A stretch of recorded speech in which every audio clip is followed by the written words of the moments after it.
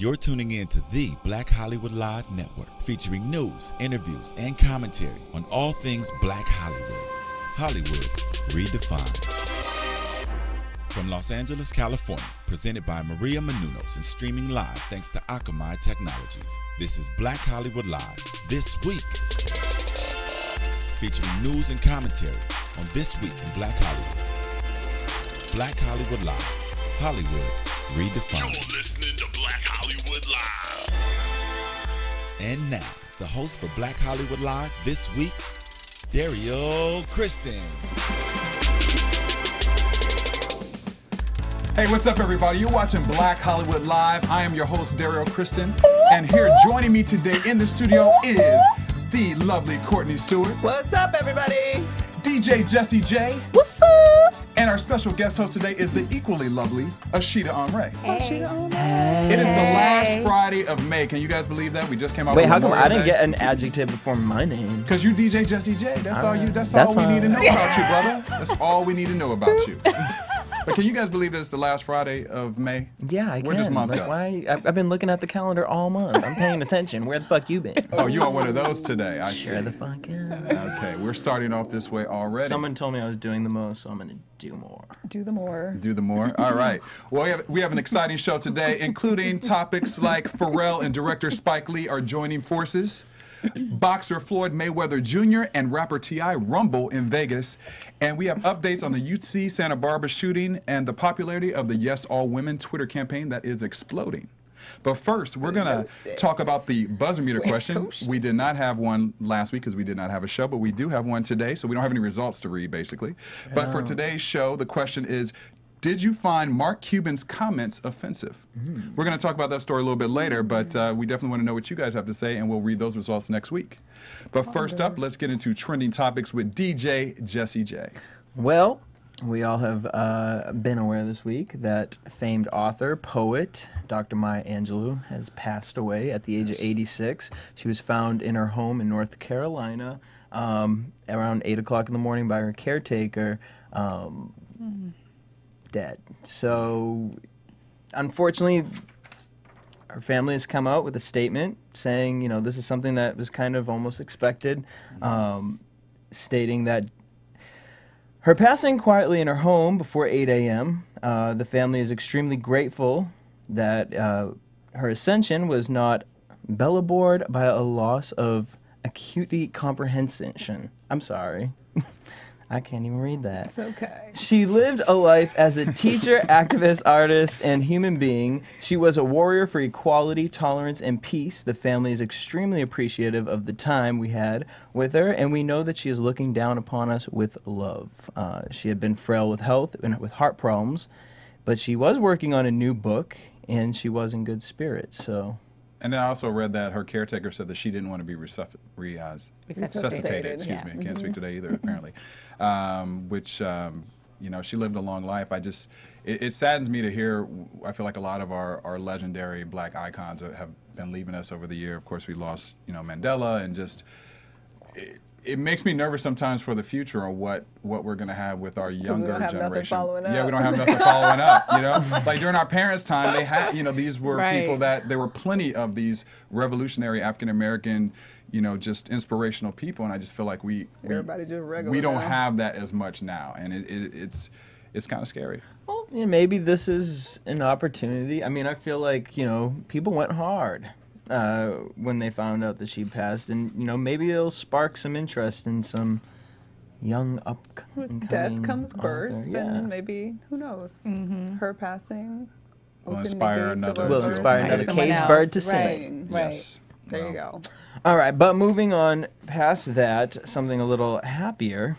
But Pharrell Williams and Spike Lee are going to be joining forces. I'm really excited about this. For the American Express Unstage series.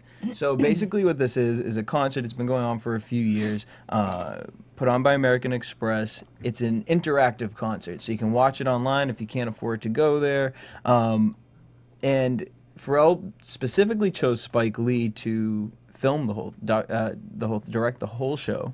Fans will be able to send in pictures. You guys can send them in now, so you can be a part of this huge montage for the show.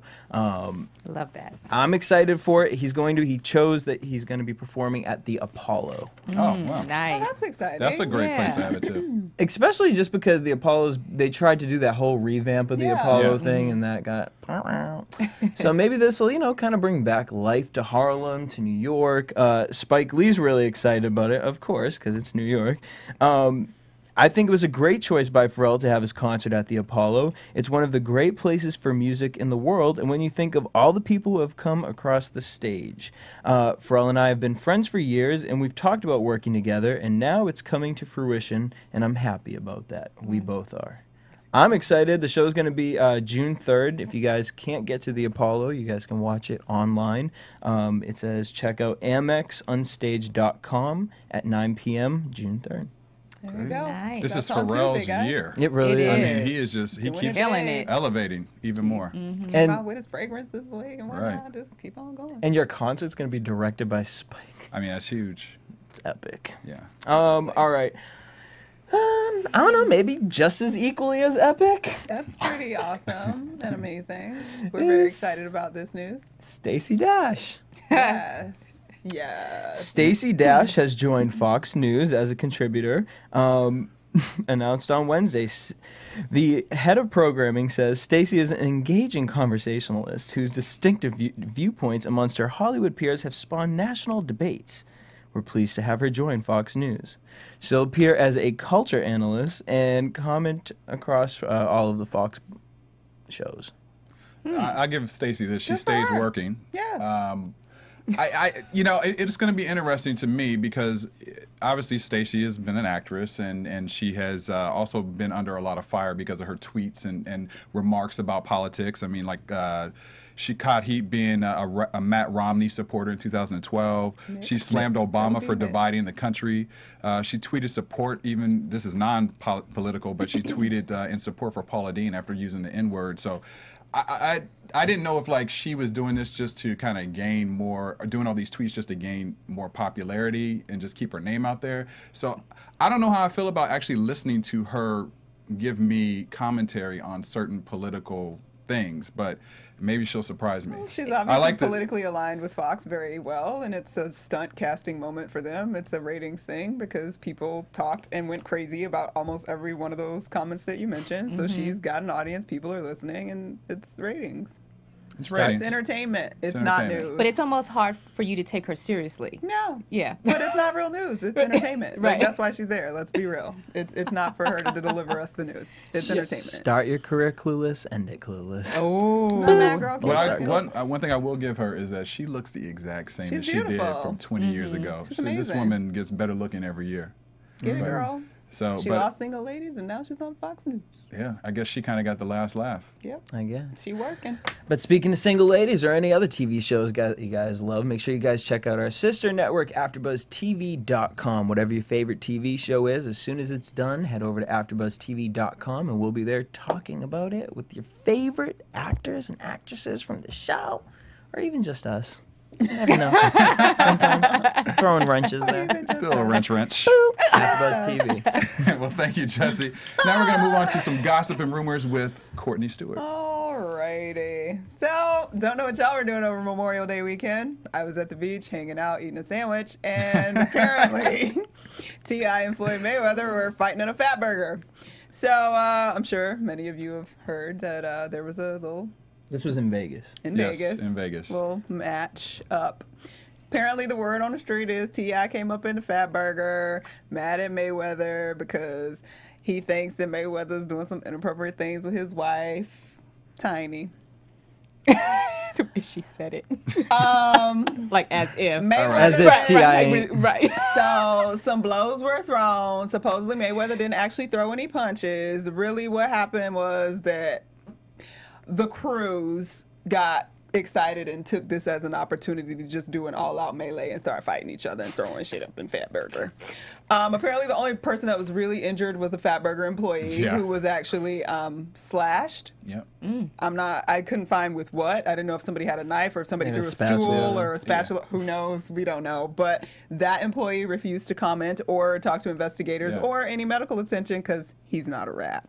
I would have ratted him out and sued him later. I think I would have. Wait, what day did this happen? This happened on Sunday. Damn it, I was in Vegas. I wish I was there. No, you don't. You might have got hit upside the head. Girl, with no. a stool. You watch up from across. My hotel was across the street. I know a Fatburger that was across the I was street. about to say, you might have had a burger thrown at your face or a chair. Yes, but in response to all of the craziness, obviously, a video of a portion of the fight made it to TMZ because TMZ get everything. They get it all. And you really don't see much in the video other than you can hear Mayweather call Tiny the B word. The B word. Yeah. So he has since actually apologized for calling her out of her name. He said he didn't mean it. He actually really likes Tiny. He feels like they're cool friends and they've been cool friends for quite some time.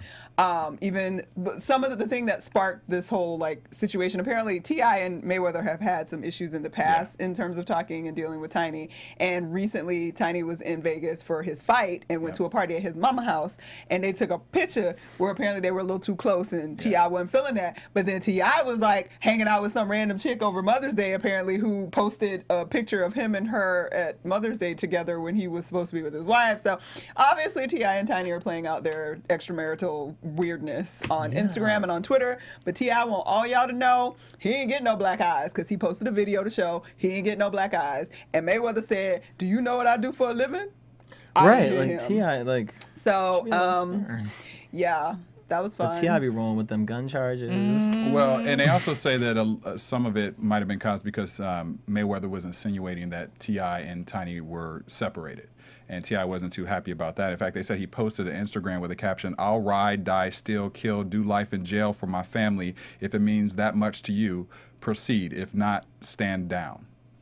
So they say that was... They got street with it. Yeah, they got street with it. And on say, Instagram. Right, Instagram. And you they got said real that was gangster with directed it. towards Mayweather, allegedly. Well, Mayweather also said he don't sleep with married and rest with married women. He never lying. would. Yeah. He lying. And number two, Tiny said on Instagram/Twitter, I couldn't find it, but I know I read it earlier, that she was saying she was upset because some people were coming for her about causing problems between T.I. and Mayweather, and she was like, y'all don't know what's really going on. We don't. T.I. is essentially T.I. is stepping out all the time, and y'all coming for me, and I ain't did nothing.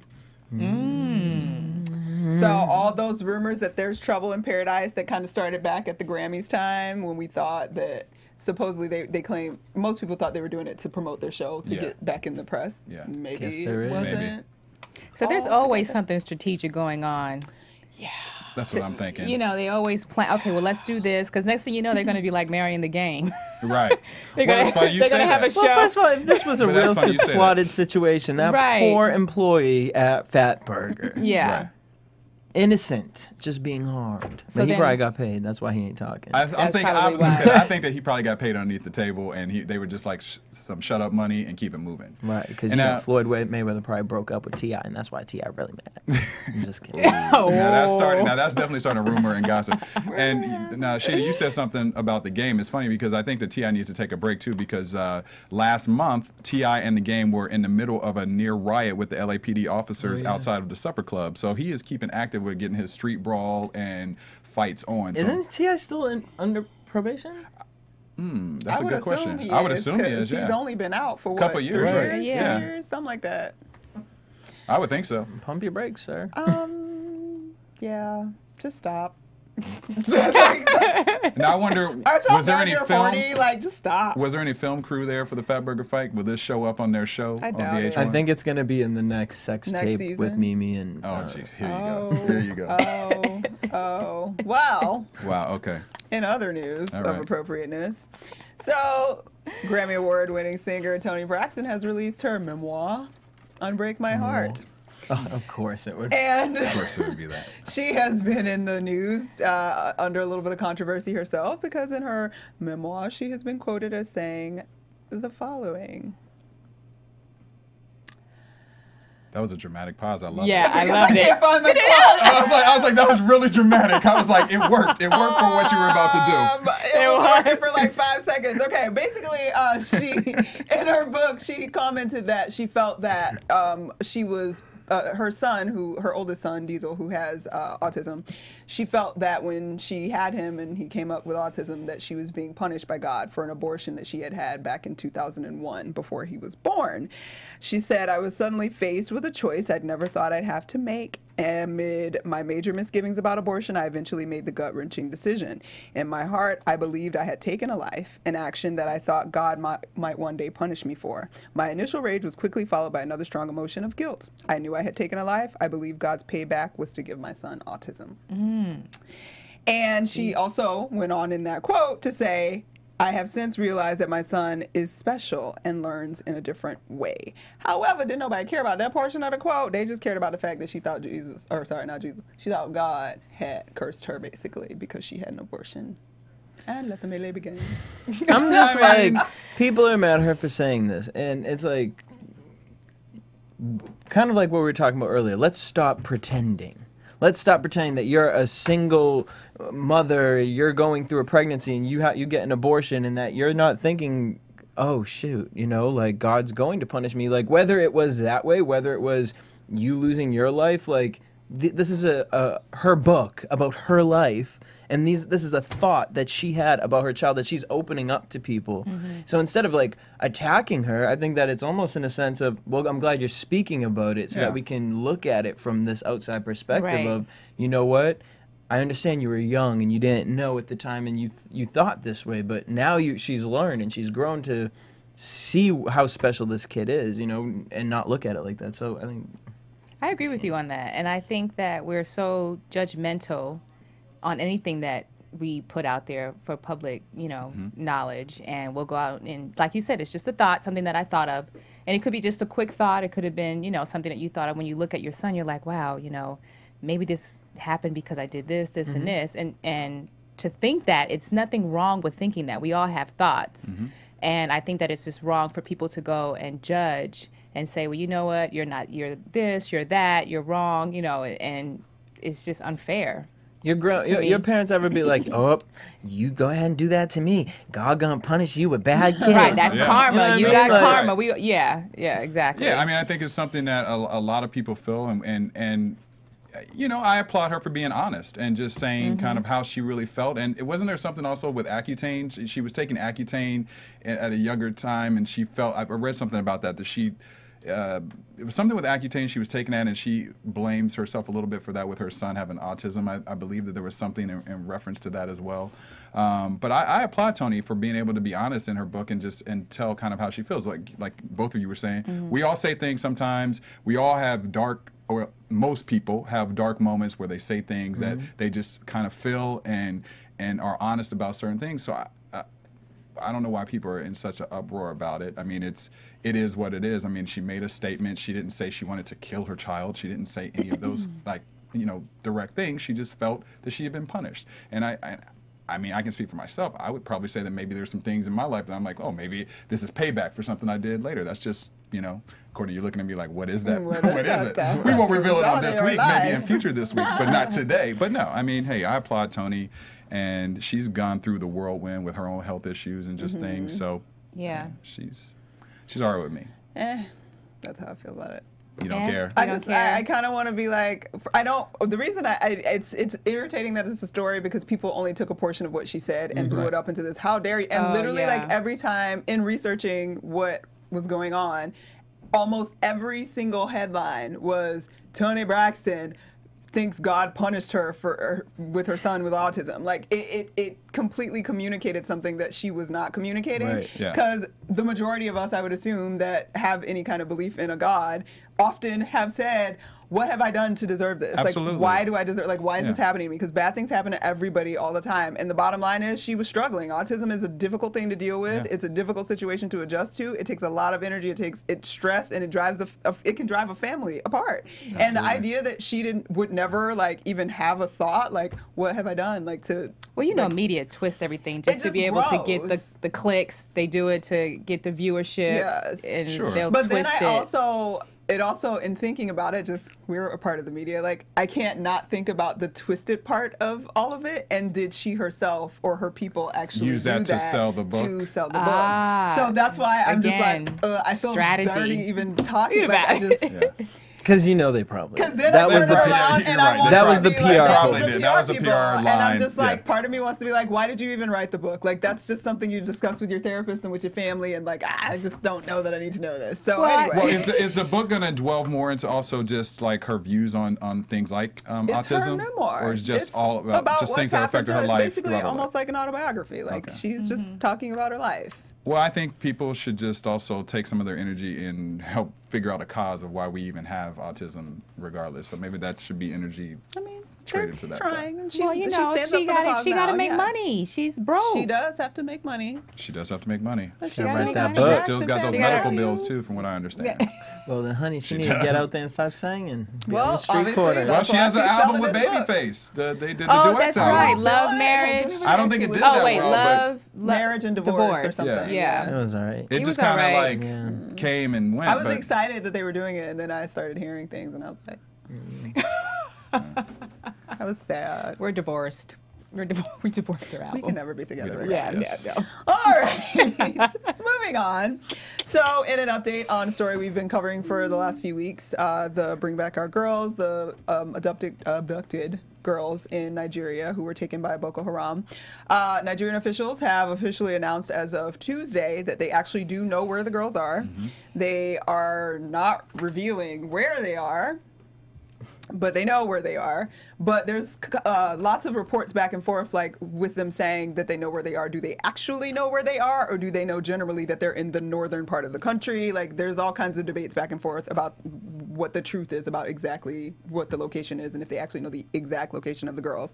But they have reported, right, currently the military officials are saying that they are not going to use military force to go in and try to rescue the girls, because they fear that obviously that any kind of military initiative might just end up with the girls being harmed or killed. And I would agree with that. Yeah.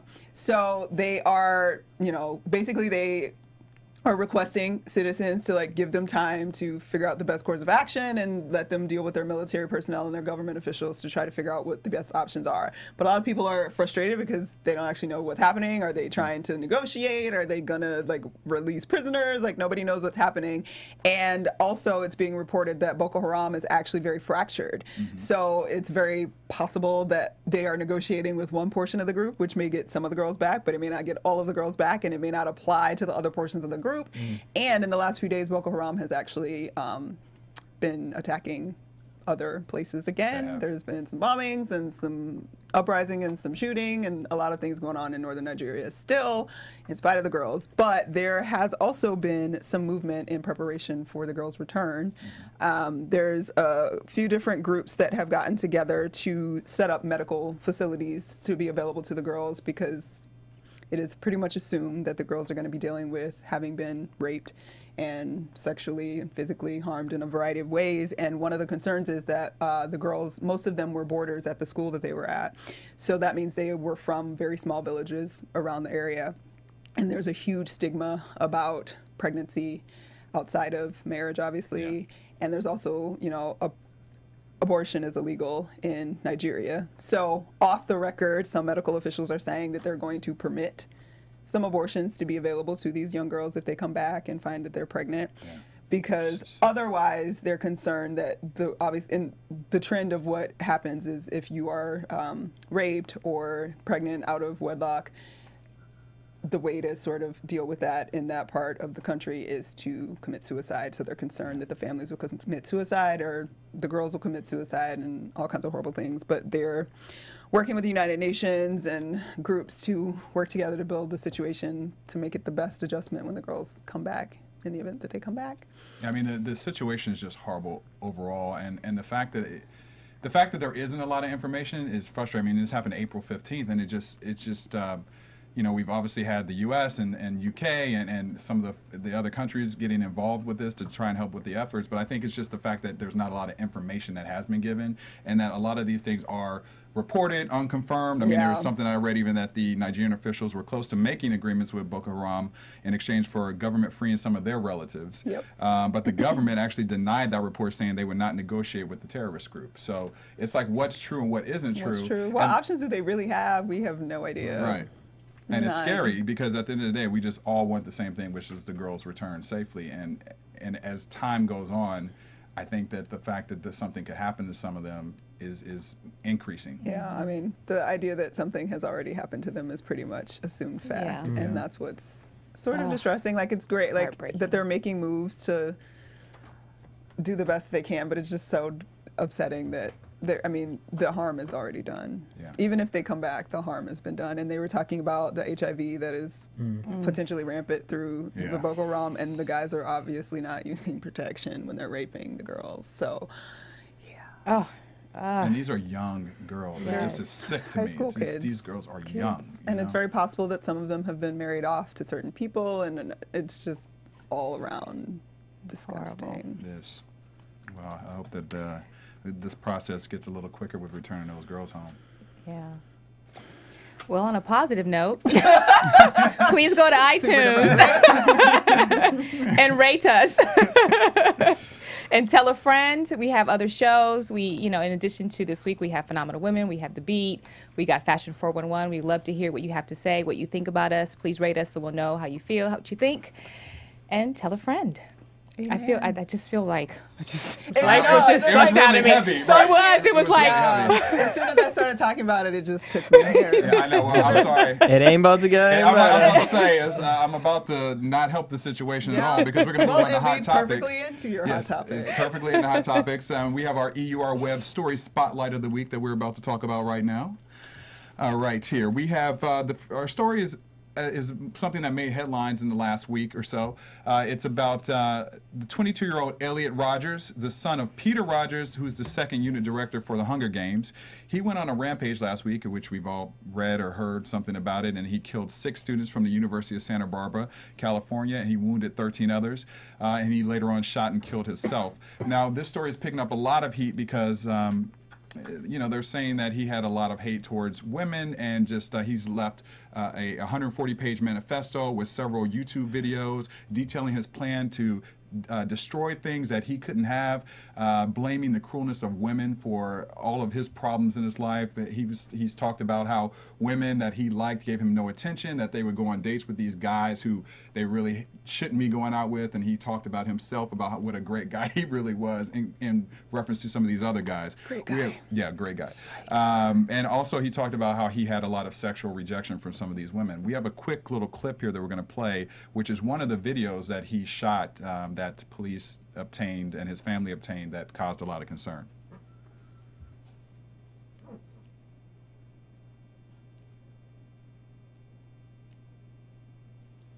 It's coming up in just a matter of seconds. I'm doing a lot of thinking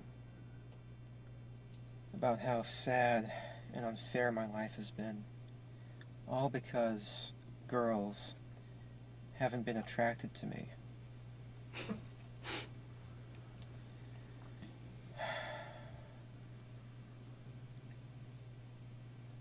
I've been going through college for 2.5 years now.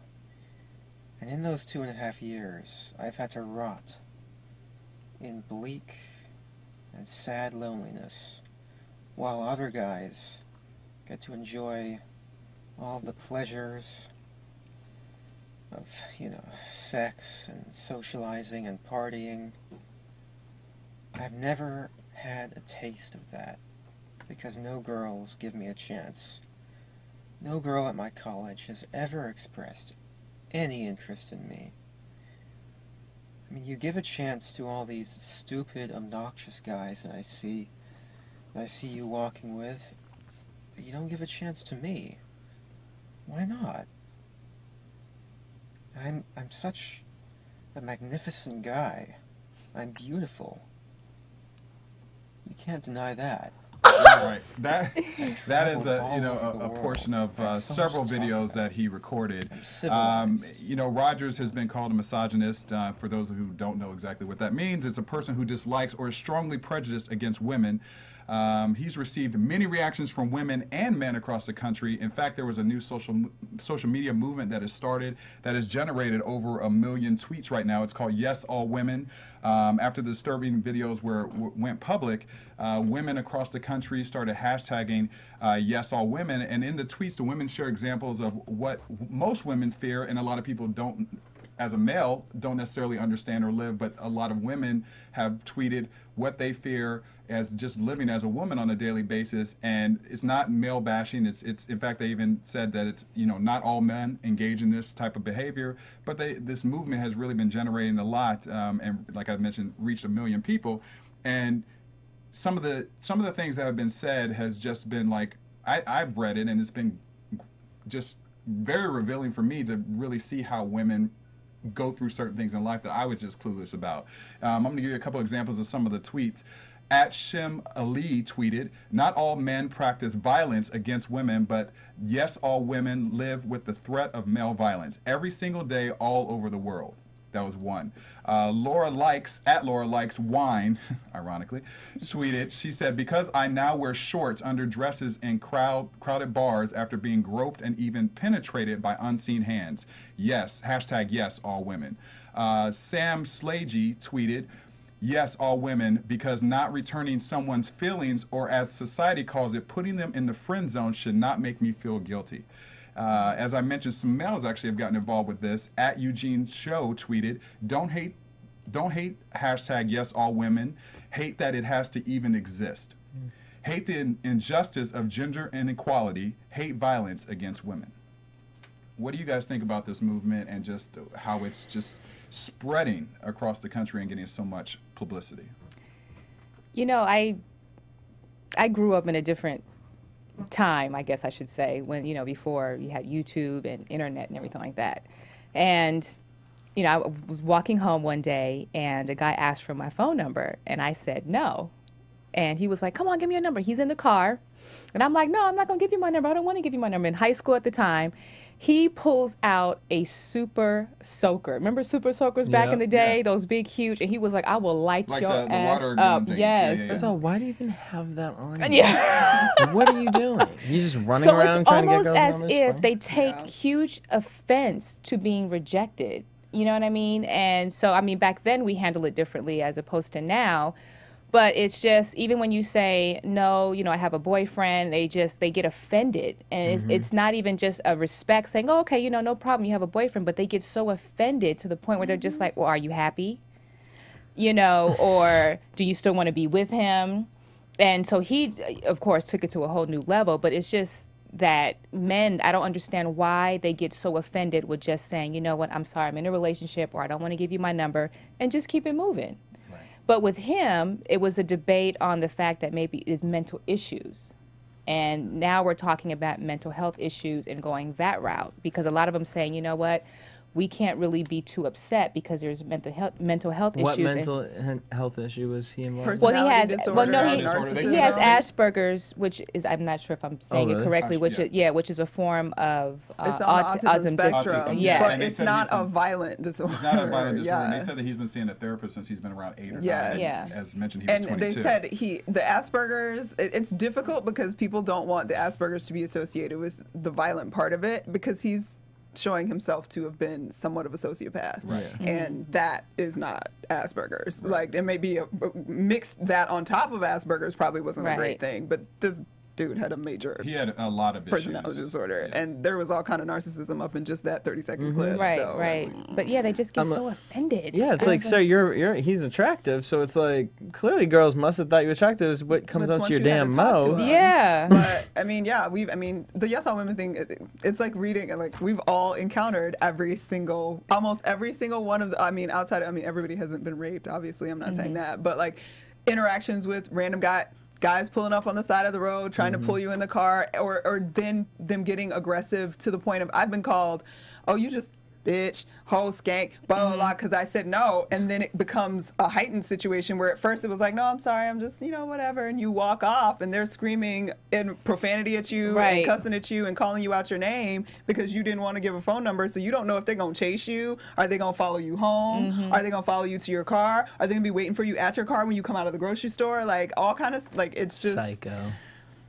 But it's not something that.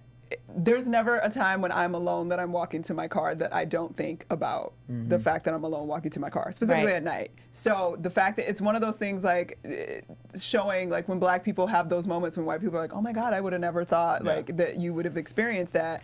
Like it is amazing to me that men are very unaware of how so many men are issue like that, like and that isn't checked amongst men because they're unaware. Right. And then I'm sorry, I didn't mean to cut you off, but go. on the flip side of that, you have men who say, well, dang, I just said hello because we are so we trained ourselves just to, how you doing? Fine.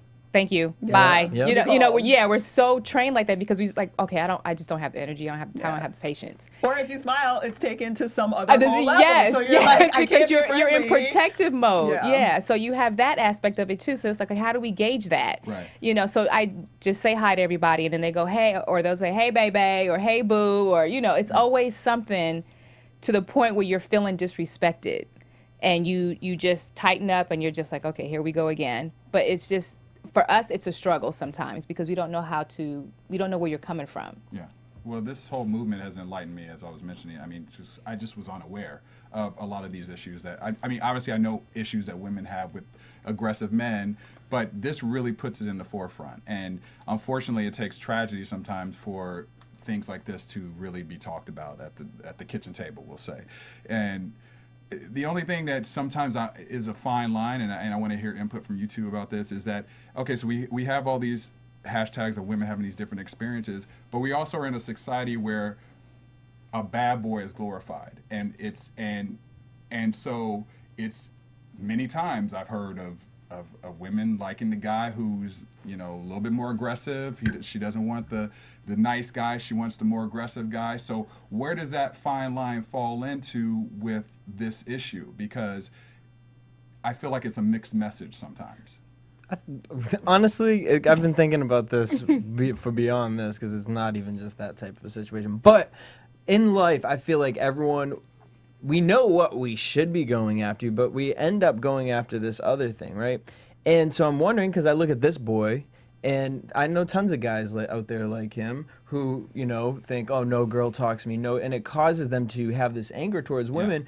And like you said, with women, it causes them to not want to talk to guys and all this. So it's something that we're doing from young. Yeah. I mean, it's almost to a sense of, not that the kid was bullied, but it's just his approach towards women had caused him to feel he felt so as rejected if that women were bullying him to take it to this level of psychopath. I don't know, like, where does that stem from? Because we all, like we say, girls, everyone always says, I want that, that bad boy type. The nice guy's too nice. He's no fun. The bad guy, he's, We hear it every day. We see it every day. We watch reality TV. It's blatant. It's in our face. I think that I'm trying to formulate this. It's not so much about, yes, I understand. Bad guy is like a entertainment archetype. Like, it's not like reality, because reality is assertion, is confidence and positive and exciting and engaging. Aggression is something else entirely. So I don't know. I don't want the meek, sweet, nice guy that's talking to me. Y'all know my boyfriend. He ain't the sweet, nice, meek guy that's going to talk to me. He's assertive. He's, confident and strong, but he was not aggressive and attacking. And the line to me is there. It's recognizing what's assertion and what's aggressive and what's obviously violent at this point. Like grabbing women and touching them and doing things that you have not been like sort of the wall has not been opened yet, and recognizing where that wall, once it is open and you're available, then it's fine. You can touch me and do whatever. But there are men that will roll up on you and don't know you from Jane on the street and grab your hand and try to walk you somewhere, and put his arm around you or grab your butt and try to walk somewhere with you. Like, that's aggression. That's not assertion of confidence and intelligence and greatness. So whereas we like the bad boy is the guy that knows his ish is good, but knows how to also approach you. So I don't like to mix up that whole like bad guy entertainment thing that we have with the guy on the motorcycle that's an asshole, like that goes off. Right. And that is not the same thing as an aggressive, inappropriate person. But would you say, because we put that in the media like that because in real life a lot of girls don't think the way you think, so they take that bad boy as aggression and assertion almost in the same category? I feel like it's a cloudy, like we're playing with... Like, is it a class that needs to be taught, you know what I mean, to girls? Well, or to I feel like to we're boys putting too. it back on girls that are not... I feel like girls that have selected a guy that's like edgy and a little bad guy, like you've selected him at that point. That's not what this is about. Yes, All Women is not about I've selected a guy that's probably not the greatest for me right now, but you know, like there's some girls that are dating a guy that's not great for them. I'm not talking about the girls that have selected guys that beat them. Like, that's another conversation. Right. But in terms of like dating and meeting and who you decide to sort of migrate towards, just that's once you've made contact. the choice. Like, we're talking about, I have not made the choice to even talk to you and you are coming at me wrong. Like, that's another, if I've made the decision that I know you doing crazy stuff and you might be into some other things and I like it and that's what we're doing, that's another conversation. Like, that's the relationship I selected. I'm talking about when you're on the street and you're trying to snatch me up and put me in your car and we ain't met yet. Right. Lord, I went to Vegas this past weekend. We haven't even exchanged names. I can't even, with these motherfuckers standing on the side of the road doing all that. I'm just sitting here like, sir, you know how crazy you look. It's walking up to this woman right here. Mind you, she was wearing Nicki Minaj, and I understand that you would feel that way. But well, it's opened up the conversation about sexism. You know. Well, I mean, then you have also. Sorry. No, go ahead. I was just going to talk. But then you have the women who dress provocatively, and that's where certain guys are drawn to. So then they're open. The women who are dressed more provocatively are open to that kind of treatment, and they expect that kind of treatment, which then almost as if it trains the guy that all women are like that, and they can approach all women like that. And I would agree. Look, I like to eat can't. at Bodega Louie downtown. However, if I don't get the money to do so, then I ain't going inside. So, fellas, but just because you see something nice walking by, don't mean you can touch it. Right. But it still goes back to my point. I agree with you, Rashida. I think it just sends a message that it's a fine line, and it's hard for men to decipher between the two. Now, this is a totally different situation. Elliot had some problems. He was crazy. But it is starting the conversation on sexism and things that need to be talked about that women feel. And in fact, there are a couple of facts. In 2012, an average of 7 women were killed every day in the U.S. just off of murder for men alone. According to the Bureau of Justice Statistics, in 2010, 35% of rapes or sexual assaults against women were reported to the police, which is 35%. That's that's 65 was that. That's that's a low number, and I mean, whatever we need to do, I guess, to get this change. Like I said, unfortunately, it takes. It's not going to come from women. It's not going to come from women. It has to come from men. But men are. This is something that men are getting involved with. Men are starting to really see this message, I believe. And I've been with a couple men who have started to have this conversation and have noticed these Twitter feeds and Twitter remarks from women and are paying attention to it. And they're like, wait, let me check myself. Like, oh, when I did this, was that offensive? Or when I did this, it's starting to make them think differently. So well, that's nice. That's good. Hopefully. It's probably the nice guys, though. Probably. Because I'm a cynic. Yes. Oh, God. Yes. Oh, poor nice guys. We like you nice guys. Yeah. So we like the nice guys. If you want to know more about that story, be sure to check out EURweb.com. They have some great information, and they are one of the leaders in giving entertainment and world news that you can find out more about. So check out EURweb.com. All right, moving on to our next story. We just are fresh into the mix of Mr. LA Clippers owner Donald Sterling and all his drama with his racial remarks that were recorded. Now we have another basketball owner, Dallas Mavericks Mark Cuban, has been criticized for some remarks that he made during a recent trip to Nashville. He was at a conference for Inks Grow Company, and they were speaking about just racism and how he thinks about certain things, just what he fears in racism and prejudice, and how he thinks that possibly everyone has some form of bigotry within them. And this is what he had to say. If I see a black kid in a hoodie at night on the same side of the street, I'm probably going to walk to the other side of the street. If I see a white guy with a shaved head and lots of tattoos, I'm going to walk to the other side of the street. If I see anybody that looks threatening, and I try not to, but part of me takes into account race and gender and image. I'm prejudiced other than for safety issues. I try to always catch my prejudice and be very self-aware. Now, that statement has been taken out, and he is getting a little bit of backlash because he expressed his feelings about it. When I read it, honestly, I didn't take it as prejudice. I think it's something that we all think about. It's reality. It's reality. I'm a black man, and I'm not going to necessarily walk through certain sides of town that I know I could possibly be harmed or threatened. Wearing the wrong color. And now, one thing also, his actions were also being a little bit under a microscope because of the fact that he used the word hoodie. Yes. And some people were referencing that to Trayvon Martin, and that sparked another conversation. He apologized for that, but he went back and forth with one of the ESPN contributors, Bomani Jones, who blasted Cuban for the hoodie remark because of just like I said, the Trayvon Martin Association. So they went back and forth on Twitter, and Mr. Jones tweeted to Cuban and said, "I'm not fearless, but I'm not crossing the street. Damn sure not because somebody's got a hoodie on." Cuban did not like those remarks, and he tweeted back, "You're trying to make this about a hoodie. You know damn well it's not. It's about whatever makes you feel threatened." So what do you guys think about that? I mean, I get what he's saying, because at the end of the day, for me, when I'm out walking my dog late at night, just in general, just as a gay man, from what I've been through, if I just see a man at night, that is a warning flag, and I have to pay attention because of what's happened to me in my life. Like, I'm not going to feel safe unless it's a female walking on the street. And even then, with my hood, I'm a little skeptical about some of them females.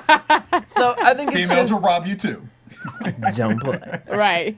So I think that I don't know, it's kind of like exactly like what he said. I think it's like the Toni Braxton thing. It's taken out of context. Yeah. Taken out of context. We've all thought it. Whether it was a Mexican in a hoodie, whether it's a little white boy with his head shaved with the damn boots on in a hoodie. Like, you think about it. Yeah. It's just what you do. Yeah, it's definitely taken out And he of context. balanced it. He didn't just say. He didn't say, when I see a kid on a hoodie, I'm going to run after him and shoot him in the face. Like, I mean, he used the reference of a white guy who's bald with tattoos. I mean, skinheads. You know what I mean? So I think it was taken a little bit out of context. Yeah.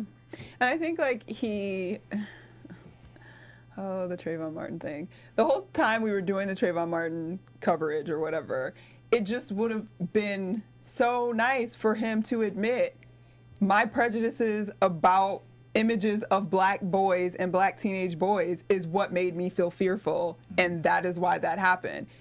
Because that would have been honest. And I feel like Mark Cuban was saying exactly what George Zimmerman just refused to say. Like, I felt threatened because in my brain, I have associated hoodies and saggy pants and black young men with violence. Yeah.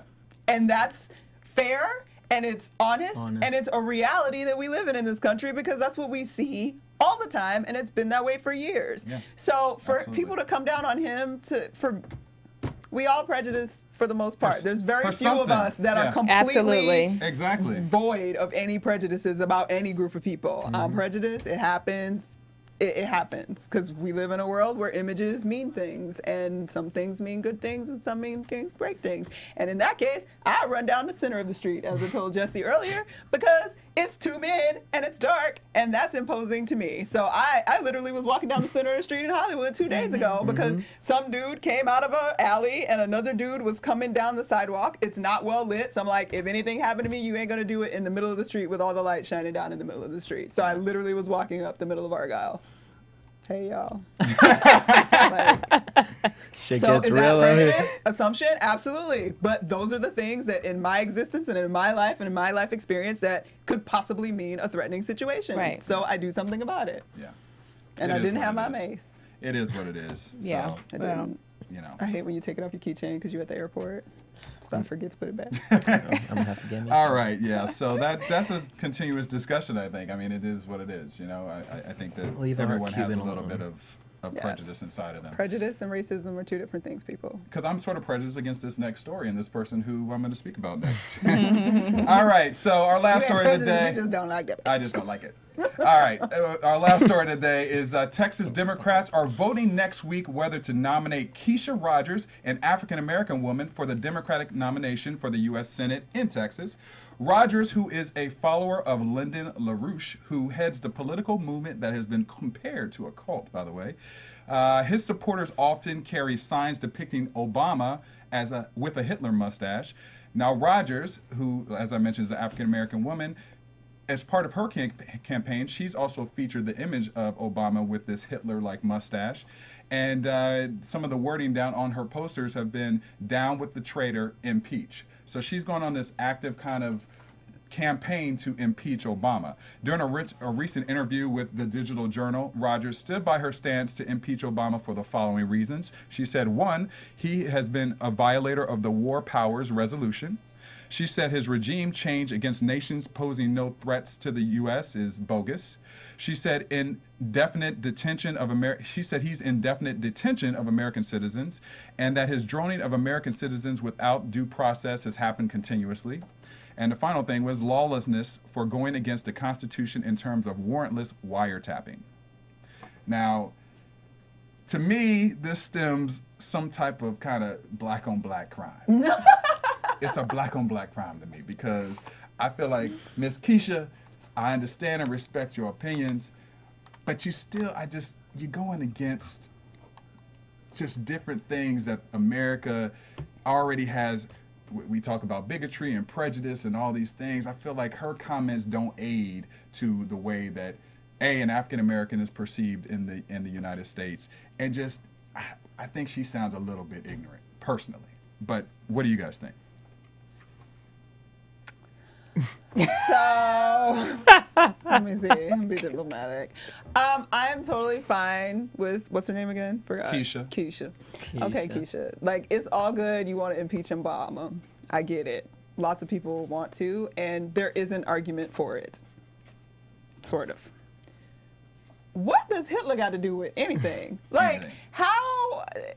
To me, it's not even about that she's black and she's attacking black. Like, I don't even care about that. To compare somebody to Hitler. It's dramatic. It's dramatic. Extra dramatic. It's unnecessary. It's just wrong. Yeah. Like Hitler is like really up there, y'all. I'm pretty sure nobody surpasses him in terms of human disgustingness for the most part. Like there's some people probably pretty close, but he pretty much at the top of that list. And to put Obama on that same list, granted, you can say and believe that a lot of things Obama's done and doing are bad and wrong. Sure. The drone thing is real, y'all. Like, don't get it twisted. The wiretapping is real. Yeah. We're not getting it twisted. Understand you want to impeach him, but to compare him to Hitler and put him on the same... Really? Well, one of the reasons that she says she compared him to Hitler is because Hitler obviously killed many people. Yes. And she's saying that with some of these laws and just regulations that Obama has been doing, such as droning, that it has killed innocent people. It has not been, well. yes, presidents throughout the centuries have killed a lot of people. It is not a genocide of people. Mm-hmm. Right, I agree. That you don't get to play to me in that territory. Like, this America, you can say what you want, but that's ridiculous. So, wait, the Democrats are thinking about nominating her for what? Nothing. She ain't gonna win that. U.S. Senate. It ain't going down. Texas is crazy, but it ain't that crazy. Her judgment on this is psycho. Mm-hmm. It's way off base. Child, her judgment on her bra is psycho. If anything needs to be impeached, is that damn bra.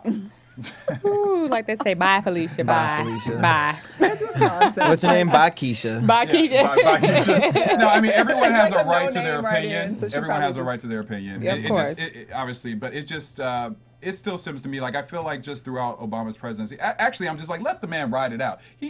At this point, let the man ride it out. First of all, that's my personal opinion. And then the other thing is, you know, all these just comparisons. You got the old man face on. I got the old so man go face ahead, on. tell us. But all, all woman. these comparisons to Hitler and all that is just nonsense to me. And I still say it goes back to Obama has been, some of Obama's biggest critics have been African Americans. And I just feel still that in our society that I'm not saying that not to express your opinions, but please express your opinions. But in the same sense, I think we have an obligation as African Americans to somewhat stick together a little bit. Well, and you can hold him accountable without absolutely trying to destroy his character. That's my point. I feel There like are other people you like can his name other than Hitler. You could compare him to somebody. You I can feel like get his character is upset. always You can being be asked like, "What? Correct. Why are you doing this? Why is this okay?" Blah blah blah blah. But to treat him like he is not. Like he is somehow unlike all the presidents we've had previously, Right. like that have done equally as crazy and horrible things that we might not even know about. And the only reason we know about what's going on with Obama because it's the new information age and we really have access to stuff. Right. And what's his name? Snowden released all that stuff. Like Right. that's why we know this stuff. So to pretend like that hasn't been occurring to me is just uninformed and stupid. And then to treat Obama like he is just some leper that Right. came up and. Right. Who are you? Why? How is that effective? How is that changing anything you're trying to do? Well, I get it in the sense of what we've been talking about. Is this her PR stunt to get her name It's a out PR there? stunt. People are going Because to pay she's attention. probably 'cause nobody and she's running for she's Senate. running Right. for Senate, so Right. this is going to elevate things. Now, and they're also saying that there's less than 4% of Texans who have voted earlier this year in March when they had their first kind of election, and they expect this turnout to be just as low. They said that it's supposed to be unfortunate. 5 to 6% that'll Oh even my show up. gosh. So they said it's pretty low. So I don't know. We'll Y'all see. gotta vote, guys. We'll see how Miss Keisha, Oh, does Keisha. because she does have a couple other people that she's running against who have a little bit higher percentage than she does. But that's why I think maybe she's trying to make a name for Go herself take a right now nap, to get Keisha. some more votes. All right. needs a nap. Well, that does it for this week today. Ashita, where can your fans find you? You can find me on Twitter and Instagram at Ashita Onray. Courtney, where can your fans find I want to you? do it like that. You can, it was so nice. Hold on. It was really You pleasant. can find me. I can't do it as nicely, so I'm just gonna say you can find me on Twitter and Instagram at Stewart Starlet. I'm a fail. Jesse? Hey guys, you guys can find me at DJ Jesse J. And was that your DJ voice that you just Yes. gave us right now? This That's is pretty the good. night Sure. radio, That's pretty man. good. Yeah. That's pretty good, man. You can find me at Derrial Christon on Instagram, Facebook, and Twitter.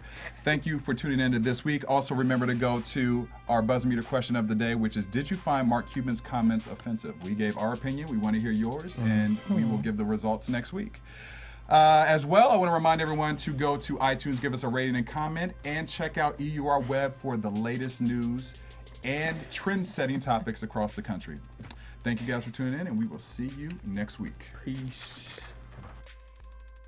From producers Maria Menounos, Derrial Christon, Tiana Hobson, Kevin Undergaro, and the entire BHL crew, we would like to thank you for supporting Black Hollywood Live, the first online broadcast network dedicated to African American entertainment. For questions and comments, contact us at info@blackhollywoodlive.com. Like us on Facebook, tweet us or Instagram us at BHL Online. And I'm your BHL announcer, Scipio. Instagram me at Planet Scipio. Thank you for tuning in. Hollywood redefined.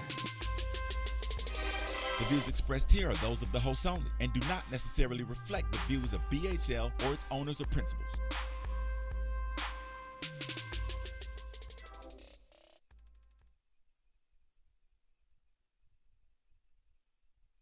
Thanks for watching Black Hollywood Live on YouTube. For more in-depth interviews and news, subscribe to our channel here, and be sure to share your opinion in the comment section below here. See you soon, everyone. Bye.